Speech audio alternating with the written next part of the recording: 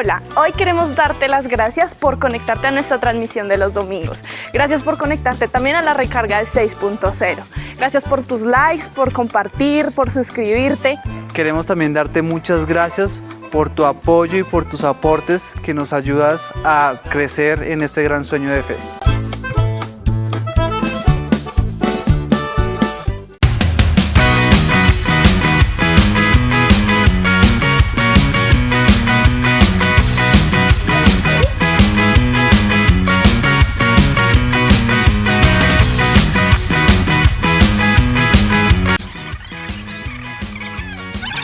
Todo tú lo has cambiado.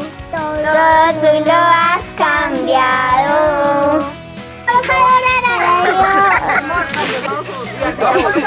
Vamos ahora a Dios. Me diste vida, cambiaste el llanto en alegría. Antes de encontrarme, elegiste amarme. Hoy decido escogerte y junto a ti quedarme. Quiero darte todo lo que más valoro y a tus pies conocer el real tesoro. Tú y yo unidos, ese es mi destino. Cielo y tierra pasará, nada nos separa. En la cruz me amaste, no me rechazaste. Y aunque el mundo me señale, ya me perdonaste. Tú y yo unidos, ese es mi destino. Cielo y tierra pasará, nada nos separa. No tiene sentido vivir si no es contigo. Cielo y tierra pasará, nada nos separará.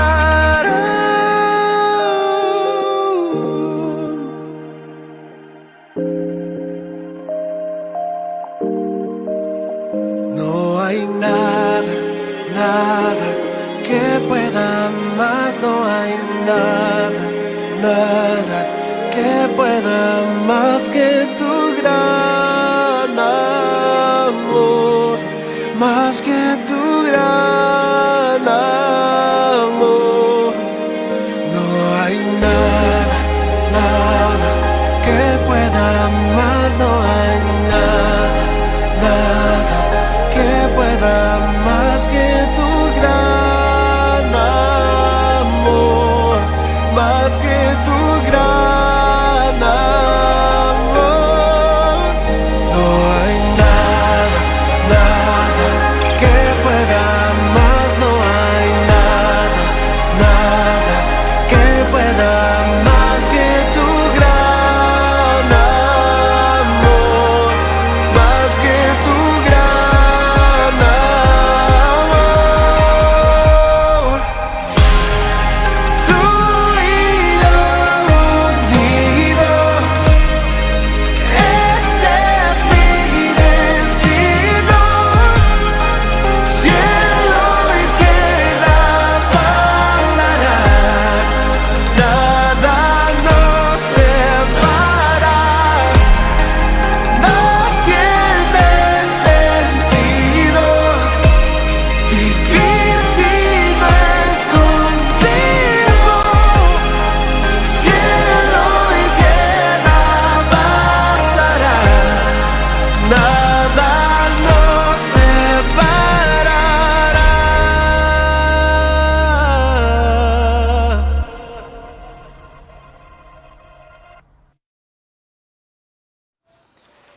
Muy buenos días, familia. Dios les bendiga. A ustedes que están en casa. Y ustedes también están en casa, ¿no? Buenos días. Bueno, los bendigo, me alegra saludarlos. Les prometo que vamos a tener un tiempo ameno. Quédense hasta el final, se los aseguro, se los prometo y no hago falsas promesas.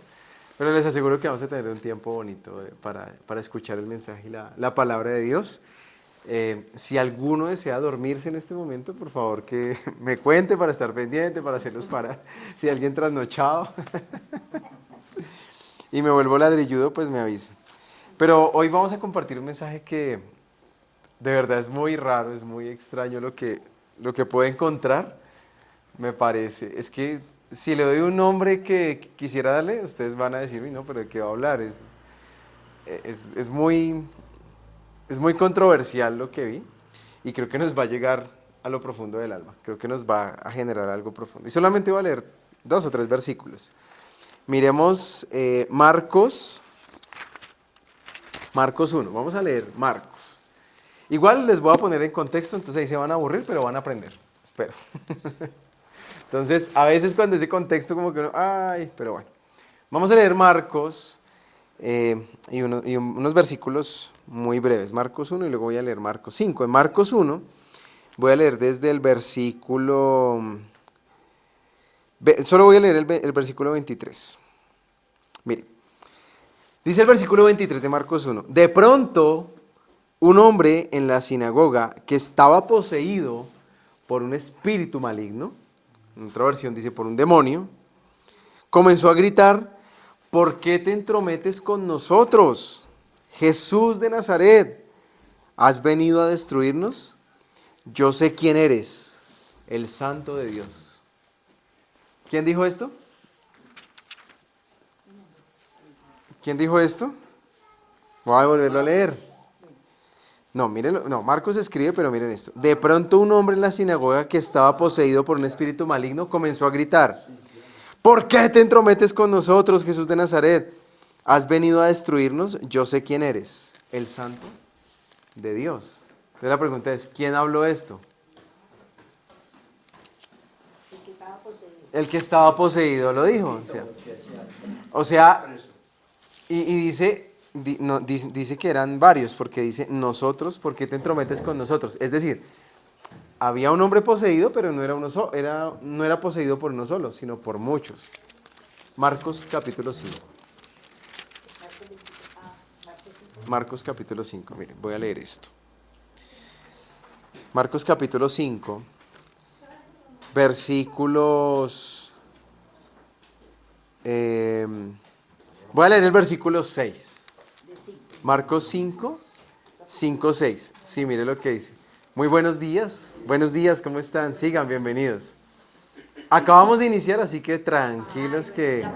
La palabra, ¿no? Ya llevamos aquí media hora de exaltación, ya hablamos de Qatar, Bueno, pero no, estamos aquí compartiendo el mensaje. El primero es Marcos capítulo 1, versículos 23, y ahora voy a leer Marcos capítulo 5, versículo 6, mire lo que dice. Cuando Jesús todavía estaba a cierta distancia, el hombre lo vio, corrió en su encuentro y se inclinó delante de él, dando un alarido, gritó: ¿por qué te entrometes conmigo, Jesús, Hijo del Altísimo? En el nombre de Dios te suplico que no me tortures. Pues Jesús ya le había dicho al espíritu: sal de este hombre, espíritu maligno. Amén y amén. Vamos a pedirle a Dios que nos dirija en esta mañana, porque es un tema un poquitico fuerte. Sé que va a ser bien especial. Señor, te pedimos en este día que nos dirijas, que nos acompañes, que nos enseñes. Hemos venido dispuestos, Señor. El hecho de estar en este lugar habla de disposición y habla de voluntad para aprender de ti. Por eso venimos con una necesidad espiritual, con una necesidad en el corazón. Y a veces cuando no reconocemos necesidad, entonces es porque tenemos exceso. Es porque tenemos exceso de creer en nosotros, y eso se llama orgullo. Por eso hoy te entregamos eso y te ponemos delante de ti nuestras vidas para que nos acompañes, nos dirijas y nos enseñes. En el nombre de Jesús. Amén. Y amén.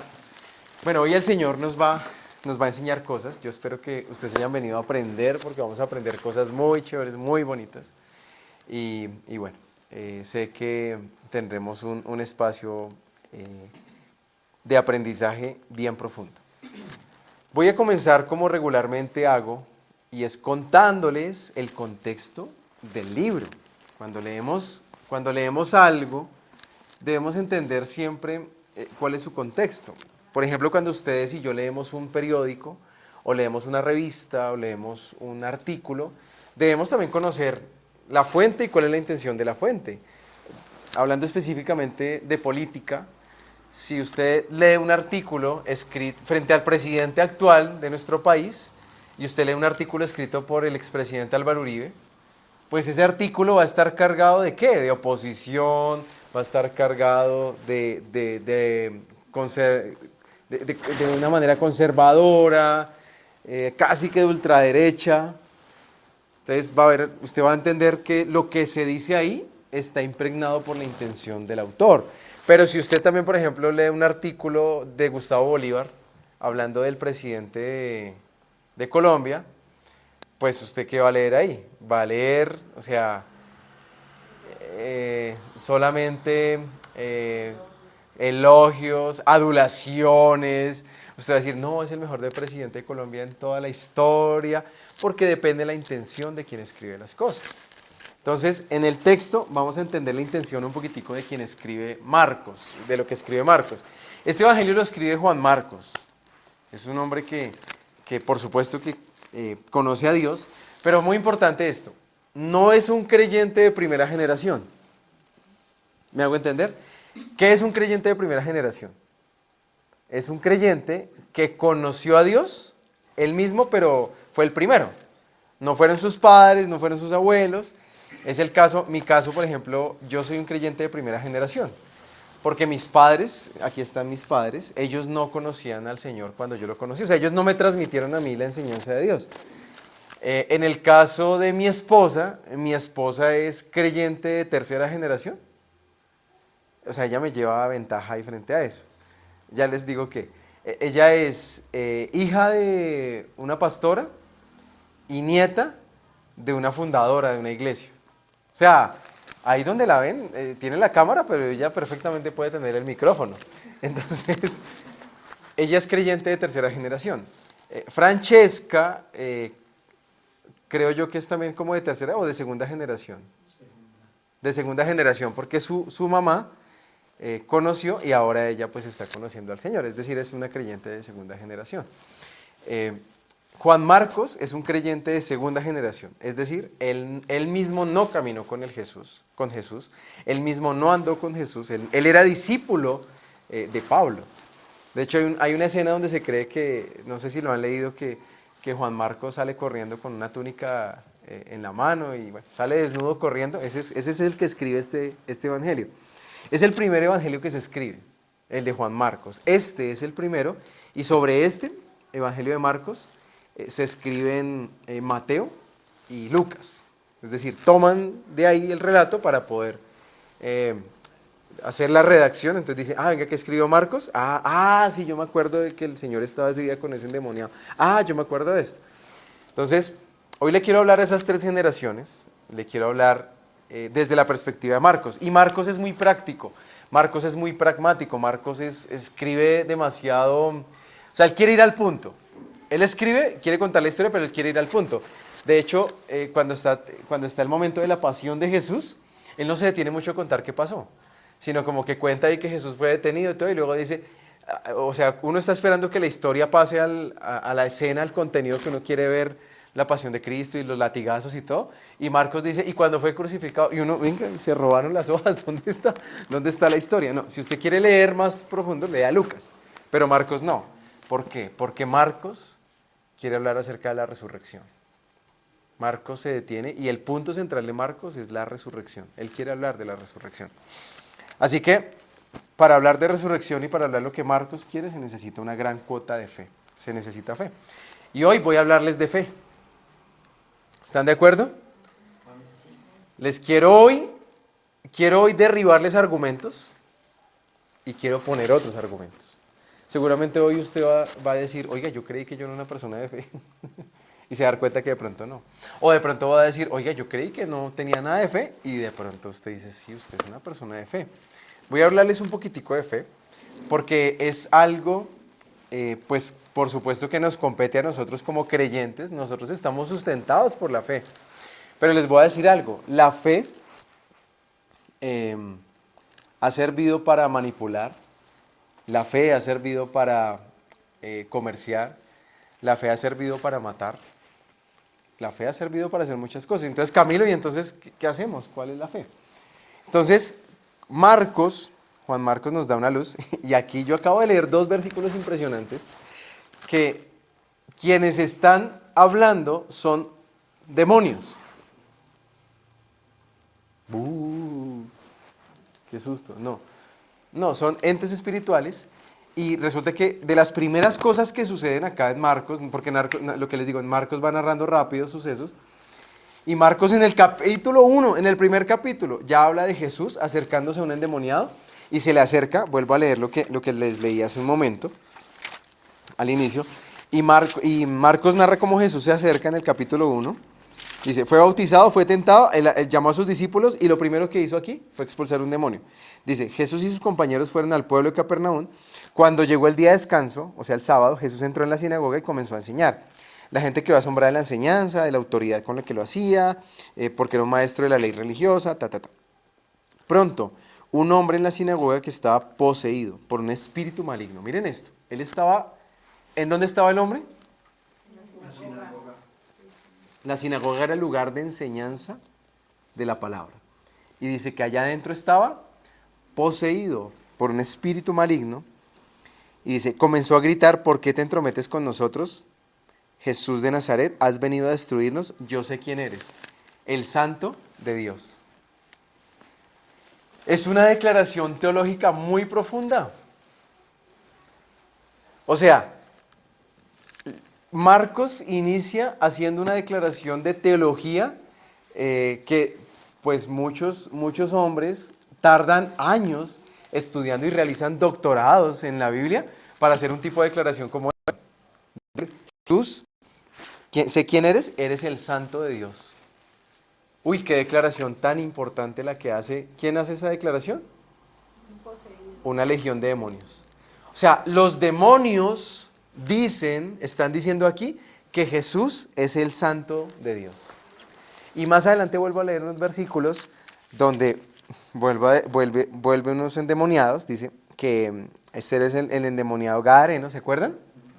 No el ganadero, cuando uno está empezando a leer la Biblia uno dice aquí el endemoniado ganadero, uno dice tenía plata, no, es gadareno de la región de Gadara, y este hombre dice que siempre lo ataban con cadenas y grilletes, y lo hacían a menudo, y él rompía las cadenas con sus muñecas y destrozaba los grilletes, y no había hombre con suficiente fuerza para someterlo. Y día y noche vagaba entre las cuevas donde enterraban a los muertos y por las colinas, aullando y cortándose con piedras afiladas. ¿Usted se imagina que se lo encontraron en la calle? Uy, no, qué susto también. Hasta yo corro ahí. Y dice, cuando Jesús todavía estaba a cierta distancia, el hombre lo vio, corrió a su encuentro y se inclinó delante de él, dando un alarido y gritó, por entonces conmigo, Jesús, Hijo Altísimo. En nombre de Dios te suplico que no me tortures. Segunda declaración de unos demonios acerca de quién es Jesús. Hoy no vengo a hablarles de demonios, ¿no? Hoy no vengo a decirles, vamos a hacer un estudio acerca de los demonios y decirles que... No, mi interés no es ese, porque al lugar ellos y el diablo, nosotros tenemos el lugar de estudiar a nuestro Señor, pero se me hace interesante cómo está contenido dentro del mensaje de Dios declaraciones demoníacas. O sea, lo podríamos llamar una fe demoníaca, una fe diabólica, una fe oscura. ¿Por qué? Y aquí empiezo a adentrarme un poquitico en lo que tiene que ver con nosotros. Porque aún la misma Biblia dice, ¿tú crees? Haces bien en creer, pues los demonios también creen y tiemblan. ¿Sabes? Nosotros tenemos o asociamos o creemos que la fe que nosotros tenemos es una fe que sencillamente se trata de intelectualmente decir que creemos en Dios. Intelectualmente decir que Jesús es el Salvador, ya. Y quiero decirles algo que si tú crees de esa manera en Dios, no hay diferencia entre lo que creen los demonios de Dios. Entonces vamos a trabajar y vamos a ver cuál es la diferencia, porque pues no se trata de desanimarnos y decir, no, pues me dijo endemoniado prácticamente. No, pero sí puedo decirles que muchas veces nuestra fe se parece a la fe que declaran los demonios, que declara el mismo diablo. Entonces vamos a ver, y voy a contarles por qué. En la iglesia primitiva, en los primeros siglos, resulta que la comunidad de creyentes estaba demasiado permeada por una cultura. ¿Quién me dice cuál es esa cultura? Bueno, dos culturas. ¿Cuáles eran esas dos culturas que permeaban la iglesia? ¿Quién recuerda? ¿O puede pensar en historia? La romana. Muy bien, porque estaban bajo el imperio romano. Pero el imperio romano fue permeado también por ¿qué cultura? Recuerden el imperio que antecede al imperio romano, ¿cuál fue? El griego. Bien, pase al tablero, se puede decir, niña. Al final reclama su dulce. No, yo le había escrito por WhatsApp esta mañana para que me respondiera eso. Yo le dije, ¿me colaboras, Joana, para...? Sí. La siguiente pregunta, Joana, entonces, ¿por qué fe viene de la palabra griega? ¿No alcanzaste a leer? Entonces, estaba permeado por la cultura griega. Nosotros hoy en día tenemos una fuerte, aunque miren tantos años han pasado, después de, aunque no se cataloga, los griegos no se catalogan como imperio, pero sí podemos ver, el gran imperio de toda la historia es el imperio romano, indiscutiblemente. El imperio romano arrasó. Pero los griegos dejaron una huella impresionante en nosotros, porque los griegos, Alejandro el Grande o Alejandro Magno, tenía una capacidad para conquistar, era diferente a todos los demás emperadores. Todos los demás emperadores, los asirios, los persas, lo hacían a través de la fuerza y de la violencia para conquistar territorios. Alejandro Magno hizo algo demasiado inteligente. ¿El qué hizo? Él instituyó escuelas de idiomas y de lengua griega en cada lugar que conquistaba. Entonces, ¿qué pasó? Todo el mundo sabía griego. Por eso cuando Jesús llega, ¿cuál era el idioma de los discípulos? El griego, aunque eran judíos, pero ellos hablaban dos idiomas, arameo o hebreo mejor, y griego. Entonces, nosotros hoy en día todavía tenemos mucha, ¿cómo se dice? Mucha herencia, mucho de los griegos. De hecho, nuestro lenguaje está cargado de griego. ¿Usted sabía que usted cada rato usa el griego y de pronto no se ha dado cuenta? Cuando dice voy a ir al psicólogo, usted ya dice que ya está declarando una palabra griega que es de psique. Cuando las mujeres van a hacerse sus exámenes, cuando se hacen la citología, precisamente es de la palabra ginosco, de conocer, esta palabra ginet. Entonces son palabras que tienen, de hecho muchos de nuestros nombres de pronto pueden ser de ascendencia griega. El hecho de que comamos con tenedor, por ejemplo. ¿No se le ha ocurrido eso? ¿Eso de dónde viene? De los griegos. Si fuéramos orientales o de Asia, comeríamos ¿cómo? Si fuéramos de la India, comeríamos con la mano, ¿sí? Y nos limpiamos con la izquierda. ¿Sí saben? ¿No? ¿Sí saben? Culturalmente se comen con la mancha y van al baño y se limpian con la mano izquierda, sin papel, ¿no? Se la bañan, sí. Por eso a los zurdos les tienen un apodo aquí o bueno, no sé si los conocen, les dicen no puedo decir aquí, pero sí. Porque es con la mano izquierda. Entonces, Jaimito, entonces. Y también es zurdo con el pie, entonces sería Pati. Entonces, estamos cargados de una cultura helénica, griega. Por lo tanto, aquí voy, gran parte de la fe que comenzó, se erigió, se levantó en los primeros siglos, llevaba un fuerte componente griego. un componente griego que hasta el día de hoy nos persigue. Pero Dios se reveló no a través de la cultura griega, Dios se reveló a través de ¿qué cultura? Judía, la cultura hebrea específicamente, porque la judía viene siendo después de las tribus, pero de la cultura hebrea. Entonces, nosotros debemos entender que la fe que Dios habla para nosotros es una fe dentro de un contexto hebreo y no dentro de un contexto griego. ¿Van hasta ahí? Sí. ¿Van conmigo? ¿Estoy muy enredado? ¿Estoy bien? ¿Vuelvo a empezar? ¿No? Apaga esa grabación y volvamos a empezar. ¿Listo? Entonces van conmigo. Entonces diga fe griega. Fe griega. Ahora fe hebrea. Diga con la mano derecha fe hebrea. Con la mano diga fe griega. No, pero levántela. Fe hebrea. Ahora fe griega. Entonces, bueno, ¿y cómo yo sé cuál es la fe que yo tengo hoy? ¿Cuál es mi fe? Entonces vamos a entenderlo un poquitico. Cuando inicia la iglesia, los griegos, es decir, por primera vez, no se habló de fe estando hablando de Dios, no. Y aquí voy con la palabra que no le alcancé a pasar a Joana. Entonces, mire, la palabra griega para fe es la palabra pistis. Diga pistis. Pero entonces la palabra hebrea es la palabra emuná, que significa firme, seguro, compatible, constante, estable. Entonces, miren esto. Los griegos ya habían establecido la palabra fe, o sea, ya la palabra fe era algo que para ellos era normal. Y hoy en día es así, también para nosotros. Miren, les voy a hacer un paralelo para que podamos entenderlo un poco y ya entendamos cuál es nuestro tipo de fe. La fe griega está basada en pensamientos positivos. Entonces, constantemente nosotros estamos, como cultura, nos están hablando constantemente que nuestros pensamientos deben ser pensamientos positivos. Y saben, usamos la palabra de Dios para justificar eso y decimos, no, es que Dios tiene buenos pensamientos de nosotros, Dios quiere que pensemos bien. Eso es verdad. No estoy diciendo que no tengamos que tener malos pensamientos positivos, sino que la fe griega está basada en pensamientos positivos. Entonces, ¿cómo se descubre eso o cómo se conoce eso? ¿Cuál es su equipo favorito para el Mundial?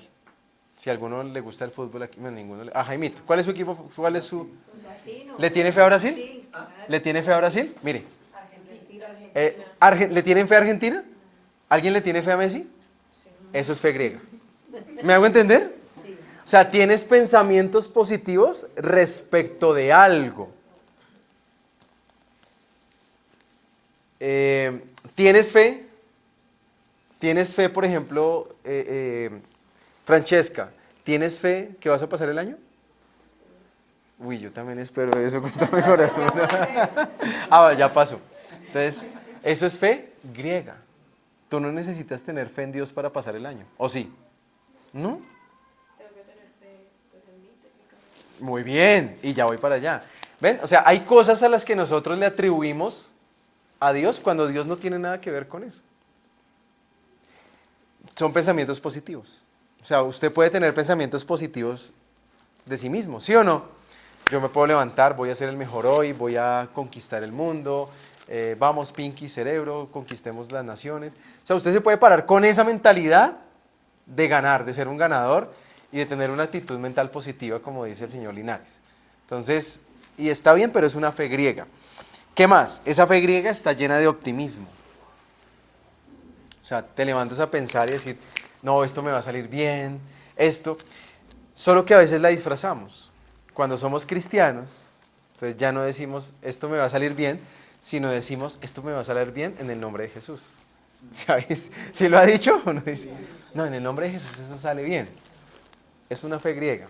Tranquilo, no te estoy atacando, no te estoy diciendo endemoniado, ni mucho menos. Solo que quiero que sepas que esas declaraciones que tú haces son declaraciones también de demonios. Hay una diferencia grande y ya se los voy a mostrar. La fe griega habla de declaraciones de bienestar. No he hecho el paralelo todavía. Yo debería ir haciendo el paralelo para que no nos vayamos tan lejos. Voy a hacer el paralelo. Pensamientos positivos, fe griega. Fe hebrea, aquí voy. Pensamientos en la palabra de Dios. Entonces, la fe griega te dice, ejemplo, me va a ir bien este año, Señor, todo me va a salir bien. La fe hebrea, que es la fe que debemos profesar nosotros, es la fe en su palabra. Es decir, podríamos decir, Señor, por causa de ti somos muertos todo el tiempo. ¿Quién dice eso? O alguien que diga, Señor, este año estaré juntamente crucificado contigo. Señor, este año viviré persecución, angustia, pobreza, calamidad a causa de tu nombre. Amén. Y vivir esos pensamientos. Esos son pensamientos bíblicos. Esos son pensamientos de la palabra. Claro, van acompañados de muchas otras cosas, ¿no? Por ejemplo, Dios dice, también pensamientos en la palabra es, voy a poner me gusta mucho, pensamientos de fe griega. Yo sé que todo me va a salir bien, mejor dicho, voy a salir ileso de esto. Pero pensamiento en la palabra es, aunque ande en valle de sombra y de muerte, no temeré. Tú estarás conmigo. Tu vara y tu callado me infundirán aliento. Es decir, la fe griega impide entrar al valle de la sombra de muerte. La fe hebrea hace que entres, pero que Jesús camine a tu lado. Esa es la diferencia. No quiere decir que no entres.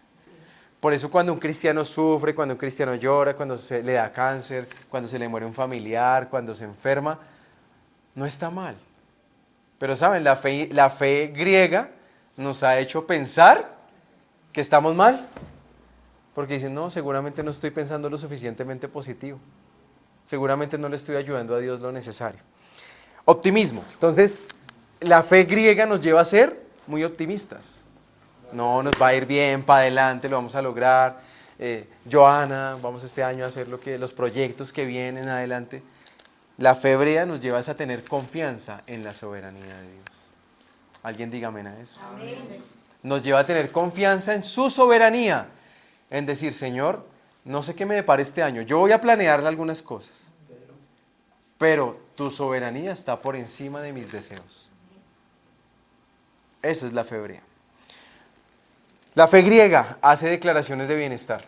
Entonces aquí voy, hace declaraciones de bienestar. Entonces, no, usted le dicen, tiene que estar sano. Yo estoy sano, estoy sano, estoy sano, estoy sano, estoy sano, estoy sano. Cierre los ojos y diga, voy a tener plata, voy a tener plata, voy a tener plata, voy a tener... Sueñe ese carro, sueñe ese Mercedes, Granada.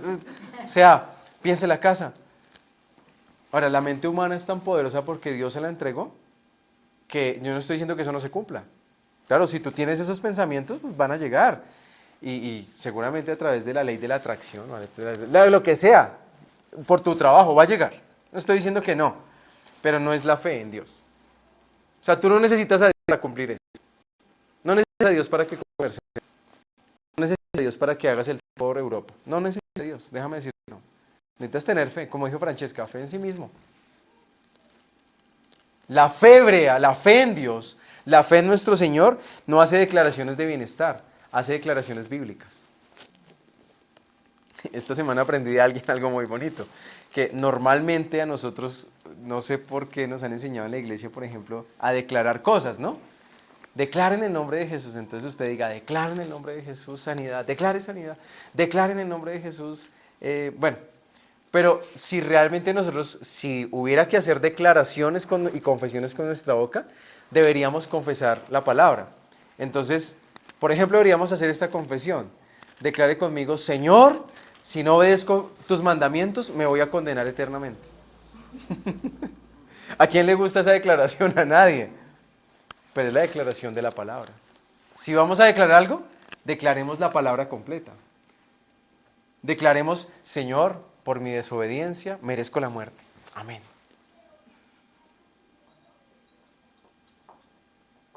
Es más, Señor, a causa de seguirte, merezco persecución. Amén. Entonces, mire cómo hay una desintonía entre las dos clases de fe y de pronto tú estás experimentando a Dios desde una perspectiva. Déjame decirte, te vas a frustrar. Pero si tú lo vives de la perspectiva correcta, que es la perspectiva de la fe en Dios, vas a vivir donde debes vivir. Dice, fe griega, confianza en sí mismo. La fe griega nos lleva a confiar en nosotros mismos. Vuelvo a decir, no estoy hablando que sea algo malo. Yo no estoy diciendo hoy, no, vas a liberarte de la fe griega. No. Solo que dale lugar a quien debe tener. O sea, es fe. Ya, es una fe. Es la fe que les dije al inicio, la fe pistis, es una fe pistis, es una fe. Y es la fe que confía en uno mismo. Dime si no te llenas de confianza mismo, no podrás alcanzar lo que sea. Dice la Biblia que los hombres se propusieron en su corazón y se pusieron de acuerdo en hacer una torre muy alta, la Torre de Babel, y dice que lo estaban consiguiendo. ¿Saben cuál fue el problema? El problema no fue la torre. ¿Saben cuál fue el problema que dice Génesis 11, Génesis 10, 11, 10? El problema es que dice, ellos dijeron, construyámonos una torre y hagámonos un nombre. Ese fue el problema. Porque no había lío, o sea, Dios permite que nosotros alcancemos proyectos, que crezcamos. O sea, John, Dios quiere que tú alcances y llegues y construyas, está bien. El problema es cuando tú dices, ¿saben por qué cayó Saúl? Saúl fue uno de los reyes, o sea, y Dios escogió a Saúl. Él mismo dijo Saúl. ¿Saben cuál fue el problema de Saúl? ¿Quién me dice? No se creyó, fue muy desobediencia porque lo mató a que... Pero mira que ni siquiera fue la desobediencia. Desobedeció, pero la desobediencia no lo descalificó. ¿Sabes por qué? Porque el rey David también desobedeció. Pero el rey David pidió perdón, se arrepintió. Pero cuando fue confrontado. Antes no. Es decir, que están en la misma categoría. Pero ¿saben cuál fue la diferencia? Pero está bien. La diferencia es que Saúl dice que él se mandó construir una estatua para sí mismo. O sea, él mismo se puso en lugar de quien debía ponerse. David no, David, lo que tú dices, David se humilló, David dijo, bueno, sí me pillaron, Señor, perdón. Sí, David se humilló y por eso David aparece como un hombre que le agradó el corazón a Dios, Saúl no. Porque cada vez que tú y yo queremos confiar en nosotros mismos, podemos estar traicionando el lugar que le corresponde a Dios. Entonces, la fe griega nos lleva a confiar en sí mismos. La fe hebrea, la fe en Dios, nos lleva a confiar en el Señor. Nos lleva a confiar en Él. Porque donde se acaba tu confianza en ti mismo, comienza la confianza en Dios. Cuando tú sabes que no lo puedes lograr, cuando tú sabes que no lo puedes alcanzar, comienza a depender la confianza en mi Señor, en solo Él. La fe griega, miren esto. La persona que tiene una fe griega o una vida basada en una fe griega, sobrevive con la fe. Es decir, logra sobrevivir y sale adelante, sobrevive, lo supera, cualquier cosa, cualquier dificultad. La fe que quiere Dios que vivamos, la fe hebrea, la fe en Dios, nos hace vivir por fe. No sobrevivir, sino vivir por fe. Y todo lo que tú y yo hacemos, lo hacemos por fe. Por eso dice la palabra que más el justo, por la fe que vivirá. Por eso nosotros vivimos por fe. No vivimos de la fe, vivimos por fe. Entonces, mire, la fe griega está basada en una actividad intelectual, de declaración y de pensamiento, donde tú dices, es más, puedes creer en Dios basado en tu fe griega, no hay lío.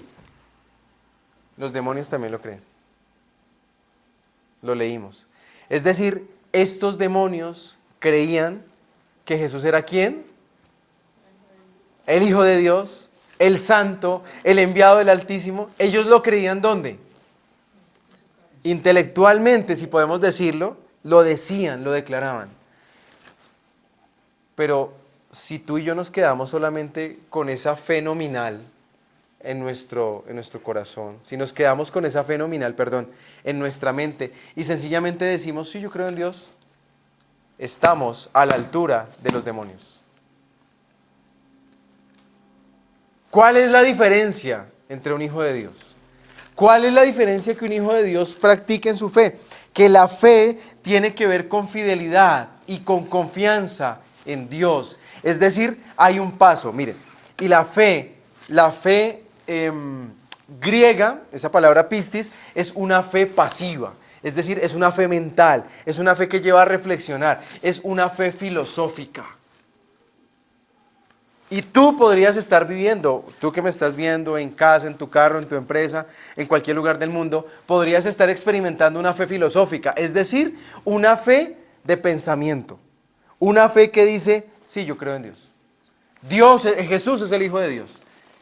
Y está ok, pero te falta la siguiente parte para que entiendas correctamente la razón de la fe y lo que te pide Dios en su palabra. ¿Y cuál es?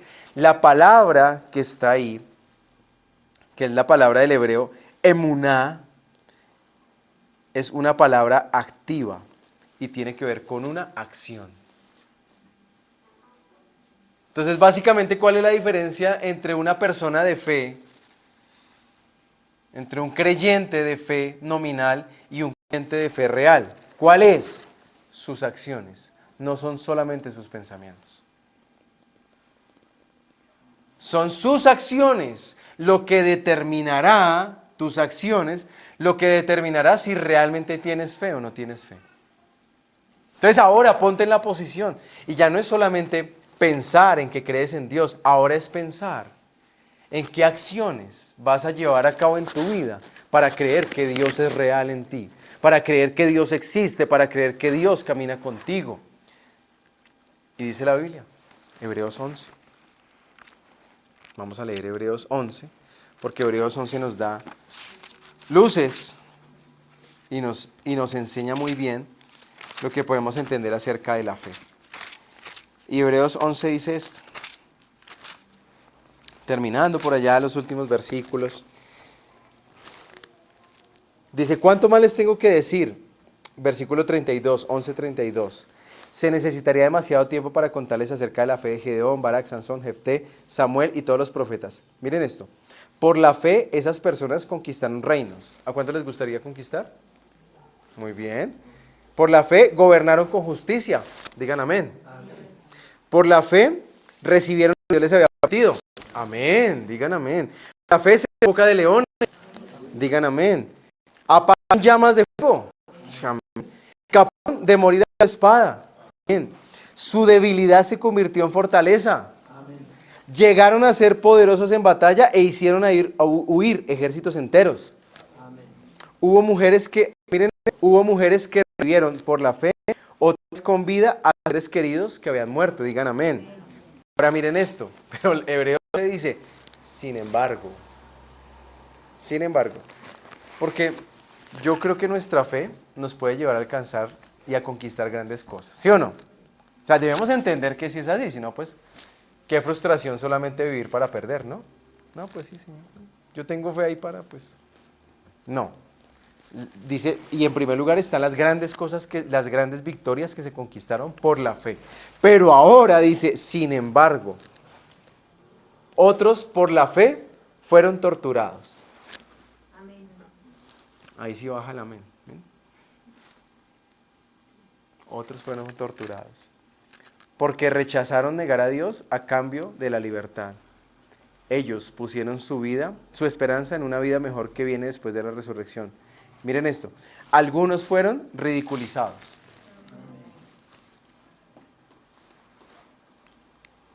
Y sus espadas fueron laceradas, sus espaldas fueron laceradas con látigos.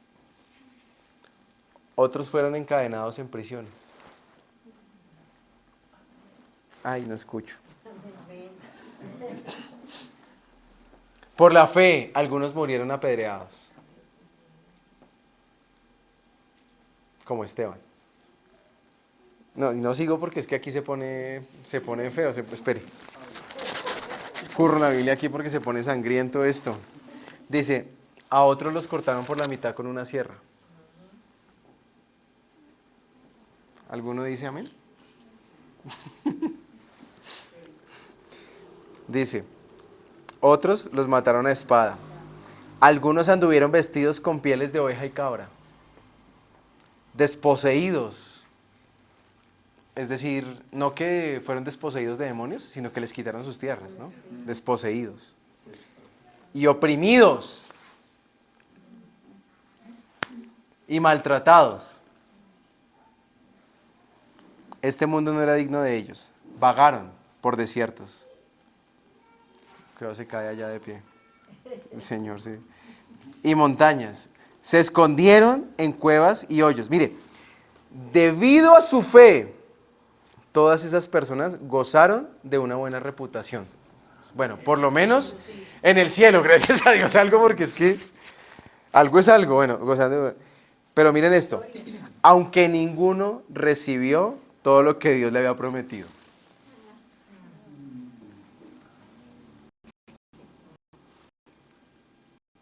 Pues Dios tenía preparado algo mejor para nosotros, de modo que ellos no llegaran a la perfección sin nosotros.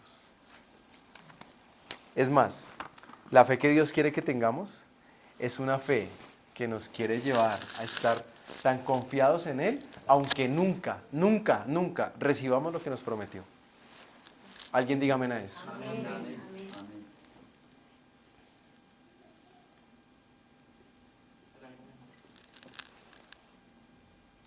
¿Se acuerdan la historia del soldadito de chocolate? ¿No? Después se la cuento. Pero un soldadito, sí señor, que salió a la batalla, era un soldadito y se derritió cuando se acercó al calor. ¿Saben? Y a veces nosotros como cristianos parecemos cristianos de chocolate. Que nos derretimos cuando nos acercamos al calor de la prueba, al calor de la dificultad, al calor de la crisis. Y ahí nos derretimos y no somos. Y entonces, ¿dónde está tu fe? Entonces, ¿eres una mujer de fe o no? ¿Eres un hombre de fe o no? Es más, la fe se cataloga, o sea, se usa la palabra fe para cosas de verdad tontas, sí, perdóname, gracias por eso. No lo quise decir yo, pero de verdad, cosas, es que yo tengo fe para que Colombia vaya al mundial. O sea, tener fe para cosas que no necesitas, porque es que la fe es mucho más contundente. La fe es tan profunda que cuando Esteban estaba muriendo, apedreado, dice que él vio ángeles en el cielo. La fe es tan profunda que llevó a todos los apóstoles, todos los que caminaron con Jesús, murieron martirizados. ¿Sabían eso? Todos murieron siendo mártires, es decir, a unos los crucificaron, a otros les cortaron la cabeza con una espada, a todos. El único, solo hubo uno que no fue murió martirizado. ¿Cuál? Juan, el apóstol Juan. Que cuando Jesús les pregunta, están en una discusión, Pedro y Juan les dice, pero Jesús les dice a Juan, le dice, no, a ti no te va a tocar esa suerte. Y Pedro dice, venga, vamos ahí. O sea, le dice, venga, pero ¿por qué a Juan no y a mí sí? Y dice, no, eso no te corresponde a ti. Pero Juan, sin embargo, se cuenta la historia, se cree, hay algunos escritos que hablan de que Juan sí fue torturado con aceite caliente. Seguramente terminó con su cara derretida, su piel, y pues aunque no murió martirizado, sí fue desterrado a una isla. Fue desterrado a la isla de Patmos. Ella sufrió y padeció. Esa es la fe que debemos tener. ¿Saben? Hoy en día, hermanos nuestros en otros lugares del mundo, en otras latitudes, están siendo martirizados y torturados. Y nosotros aquí estamos muy relajados, porque en Colombia no nos persiguen por nuestra fe. En China es ilegal entrar Biblias. En Cuba es ilegal entrar literatura cristiana y Biblias. De hecho, hay traficantes de Biblias. No sé si conocía ese término, pero hay traficantes de Biblias y se encargan de meter Biblias en esos países donde no se puede. Y si los descubren, son asesinados. Entonces, ¿para qué te está alcanzando la fe en Dios? ¿Para qué? ¿Para tener 2 regalitos en Navidad? O sea, ¿tu fe en Dios de verdad es tan básica que tu fe es para comprarte un carro? ¿Que tu fe es para tener una finca? ¿Saben para qué necesitamos la fe? Para entender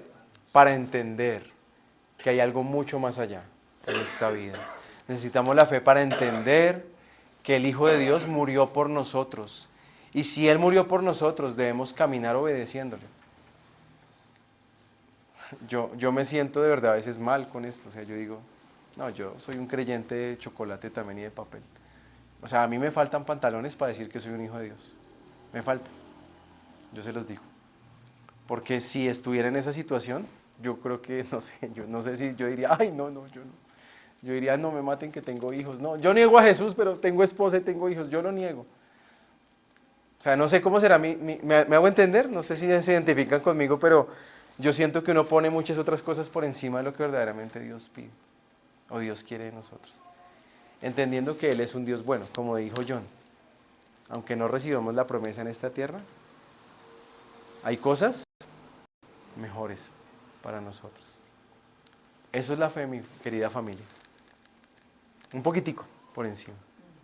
Eso es fe. Se llama fe.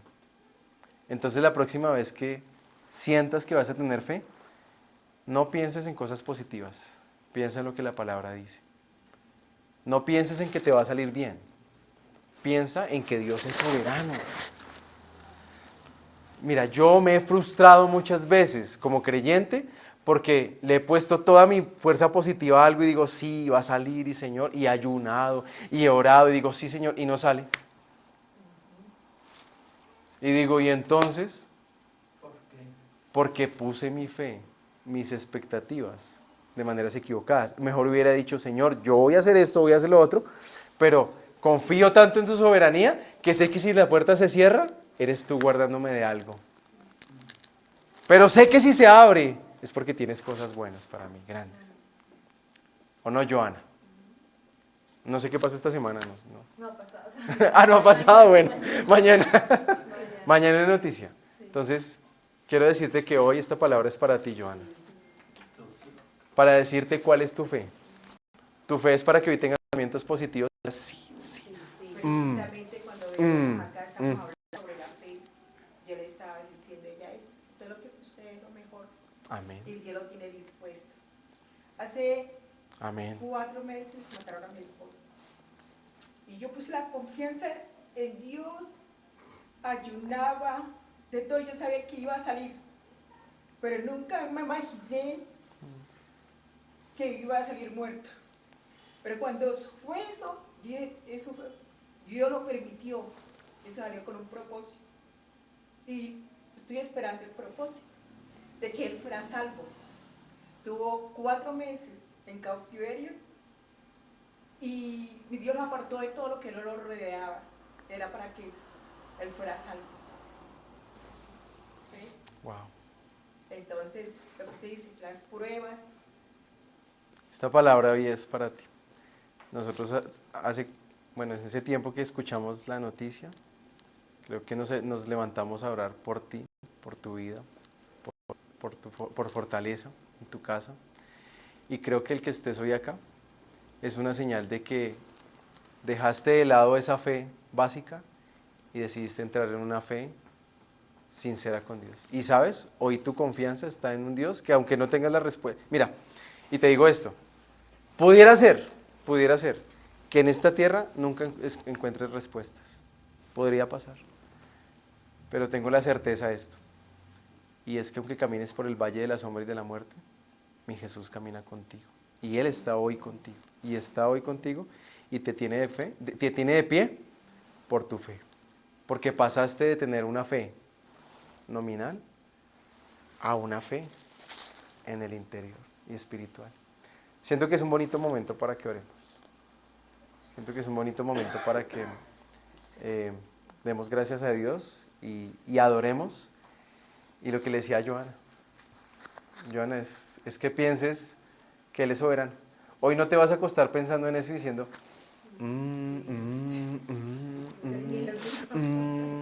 manden energías, familia. No.